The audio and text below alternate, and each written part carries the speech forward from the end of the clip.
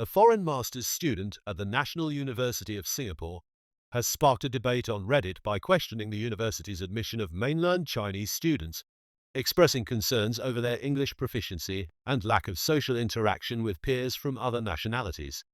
The discussion, posted on 16th March in the r/NUS subreddit, asked, "How does NUS accept students from mainland China who barely know basic English and are not at all open towards socializing with other nationalities? Anyone experience this?" The post quickly gained traction and sparked a wide-ranging debate among Redditors. Some users responded by defending the admission of mainland Chinese students to NUS, arguing that they meet the necessary academic and administrative requirements. One user pointed out that these students have the required good entry grades, can pass the English written exam, and pay full fees that are not subsidized. How they speak or mingle in the university is not part of the entry requirements, the user said. Another echoed this, saying that they are accepted because they fulfill the academic requirements and are able to pay full fees. How will the school be able to predict how they behave? However, one user noted that NUS Master's programs have long been China-dominated. They suggested that NUS is viewed as a top institution in China, and Singapore may also be trying to maintain the Chinese race ratio, especially if these students later become permanent residents. NUS doesn't really care about being too international as long as the top students contribute to NUS, they said. Another commenter brought up the issue of Singapore's low birth rate, noting that this has influenced NUS postgraduate marketing strategies.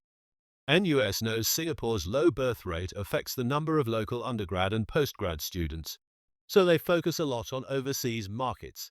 While some defended the admission requirements, others shared personal experiences highlighting similar challenges in different institutions.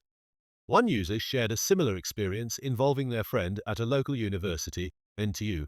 During a group project, the friend was the only Singaporean among 4 PRC students.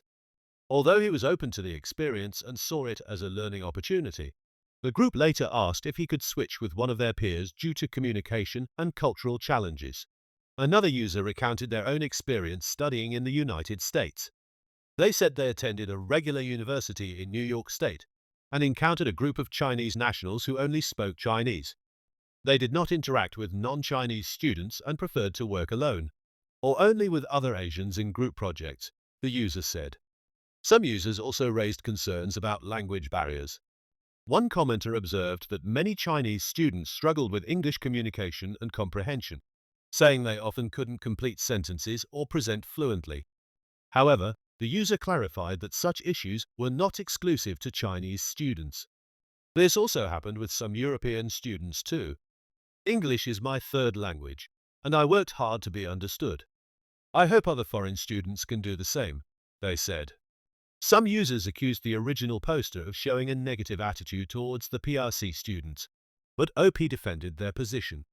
One user advised OP to avoid being too xenophobic, recalling a similar experience and noting, "I once felt the same, but once you get closer to them, they're like brothers and sisters."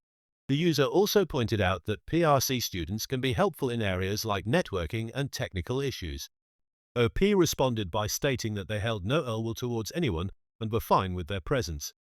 However, they expressed frustration at being unable to collaborate effectively in group projects or engage in meaningful class discussions due to cultural and language barriers. "There are only 2 non-PRC students in my class, and we often feel left out," OP explained. One user criticized OP for their negative attitude, questioning why they expected PRC students to socialize with them. They explained that PRC students were admitted because they excel academically in their native language. OP defended their stance, stating that their frustration stemmed from the lack of a global mindset among some students. They felt that these students did not appreciate diversity and that someone needed to break the cycle of exclusion. OP also pointed out that, as a paying student, they deserved international exposure, which they felt was lacking. Another user challenged OP's perspective, suggesting that not everyone would meet OP's expectations. They argued that OP, as an adult, should have done proper research on master's programs and not blamed the university for their poor experience. OP clarified that they would not have minded if the issue was simply weak English proficiency, but they claimed that some students struggled to understand even basic questions. Disappointed, OP shared that they had hoped to network, make friends, and learn about different cultures, but instead, the PRC students mostly spoke among themselves, leaving OP feeling excluded. In addition to concerns about cultural integration, OP also questioned the broader significance of NUS's rankings, asking how the university justifies its global standing despite what they perceived as poor quality and a lack of diversity. However, one Redditor argued the ranking doesn't reflect the actual student experience. They suggested that overseas, people are often more impressed by Singapore than NUS itself, with the country's reputation for efficiency and order boosting the university's image. According to the user, NUS's ranking is largely driven by research output rather than teaching quality. The university attracts top researchers with generous grants, but it wasn't built to produce great thinkers like Ivy League schools. Instead, it was meant to support the local economy. Still, the user acknowledged NUS's academic rigor. They said they did the bare minimum during an exchange in Ireland and earned a first-class grade, but doing the same in NUS would likely land them on probation. On diversity, the user said it depends on the definition. Singapore is already ethnically diverse, and NUS has many exchange students. Many local students also come from immigrant backgrounds. Ultimately, they dismissed global rankings as overrated, comparing them to toilet paper, useful at times but meaningless after.